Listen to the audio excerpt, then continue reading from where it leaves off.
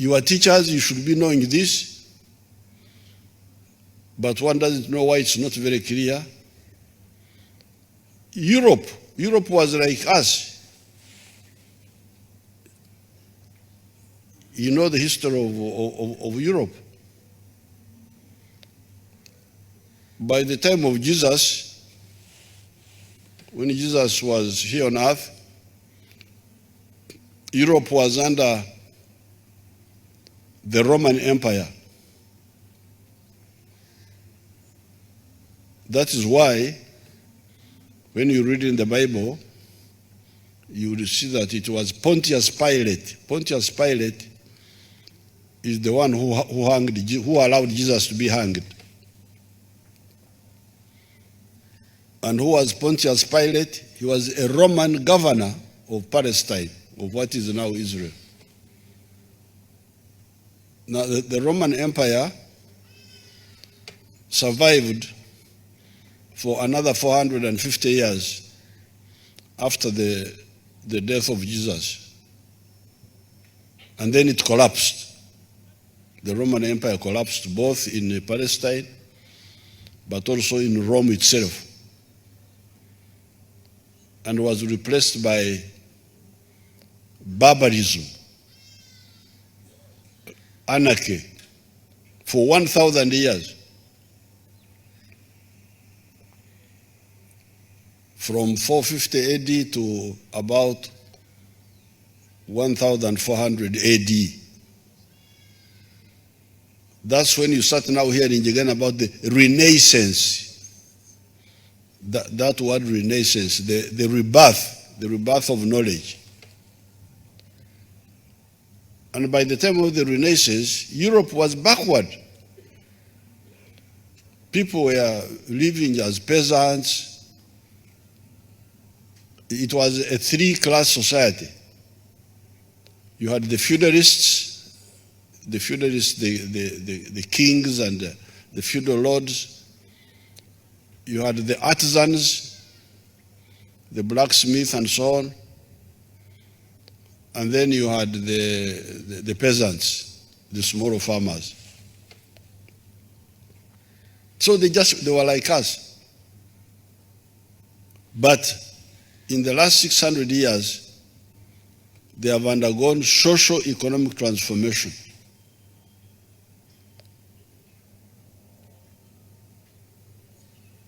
If you go to the time of the French Revolution in 1789,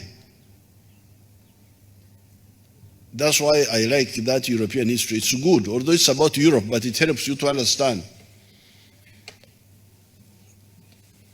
the social metamorphosis. You know that process in biology where the same organism metamorphoses, changes from one form to another form, the same organism. Like the butterfly goes from egg to caterpillar to pupa to mature butterfly. The same organism, same, but different forms of life. So, if you go to the time of the Renaissance, you'll find that a country like France had three classes, social classes.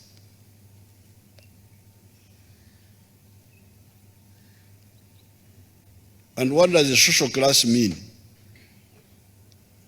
It means a group in society who survive in the same way.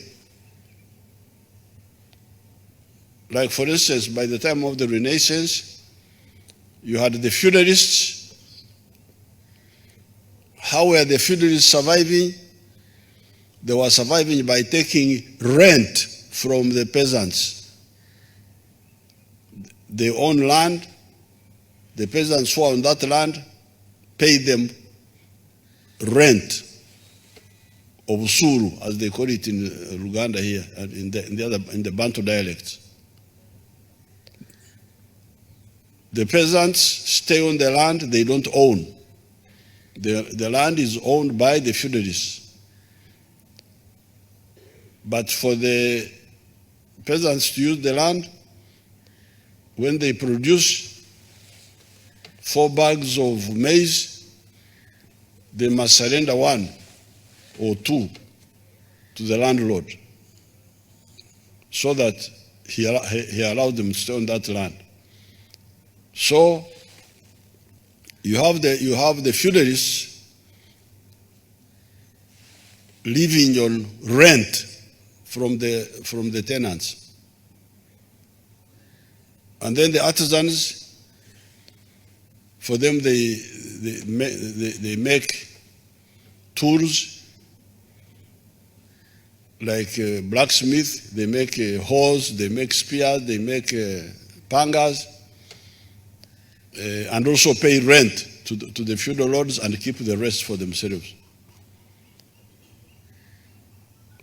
So that's what we call social classes, people who live in the same way.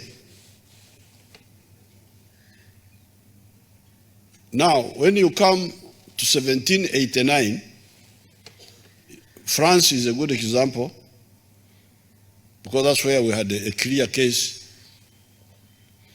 By that time, the European society has metamorphosed. Instead of 3 classes, you now have 4 classes. And what are they? You still have the feudalists, the ones who monopolize the ownership of land. They are still there. And you still have the peasants who live on the land of the feudalists and pay rent of suru. Those are 2 classes. But now you have got 2 new classes which did not exist in human history. And these are the middle class. The middle class. The other artisans, the artisans of 1400 have grown. They have been accumulating money, capital. They are now no longer artisan, they are now middle class. What we call in French the bourgeoisie. You must have been hearing those words, the bourgeoisie. And how are the bourgeoisie living? They have brought a new way of life in human history. This is living on profits. Profits. Remember, the landlord was living on rent from people. The artisan was getting paid for what he produced after the landlord has taken away the rent and so on. But this one now, this is a new group of human people who live. Long ago at Chamate Primary School in the 1950s, they put it a bit better. They said, when you buy something at the buying price and you go and sell it to somebody else at the selling price, the difference between the buying price and the selling price is the profit. Is profit. So, the bourgeoisie now, we are living on something they call profit. He does something, he buys inputs, buys this, buys that. He spends 10 shillings and produces something which he sells at 20 shillings. the difference between the input price and the selling price is the profit. So this is a new group. They are living on profit. And they are a new group called the middle class, or another word for them is the bourgeoisie. Then they now create another class which didn't exist before. Because they are having businesses, they employ people. They employ people. Because if he's having like a maize mill, a maize processing factory, the maize mill belongs to me. But I employ 50 people to run the machine, to carry the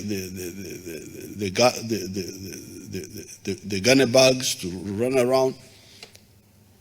So this is a new group of people. How do they live?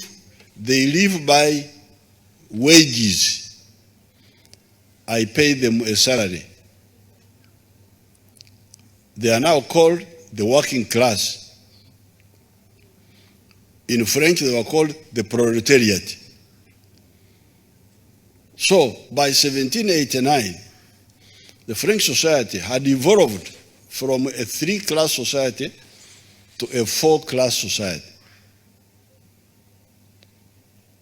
The bourgeoisie living on profits, the proletariat living on wages, the feudalists living on rent, the peasants living on their sweat minus what their landlord took. That's the structure of the society of France and Europe by 1789. If you go to Europe today, you will no longer find the peasants. Peasants are no longer there. If you go to France and you say, I'm looking for a peasant for medicine, there is somebody who is suffering from cancer. They have told me that if I get a peasant, the man will be cured. The man will die because the peasant is no longer there. Europe now has become a two-class society. Also, the feudalists have disappeared. The other ones who were living on rent. So what you have now are the bourgeoisie, the big manufacturers, the big hotel owners, the big, and the skilled working class. You have now a two-class society. So the problem of Africa has been perpetual,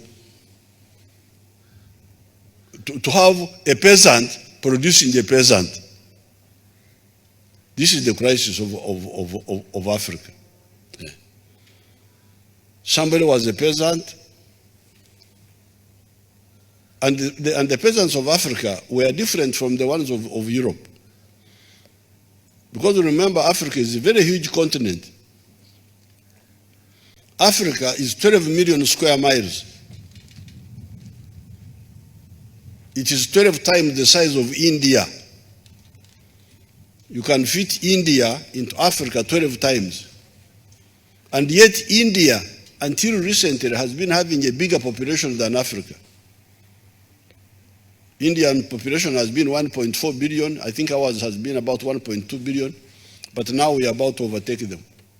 So you can imagine a land mass 12 times bigger than India, but with a much smaller population than India.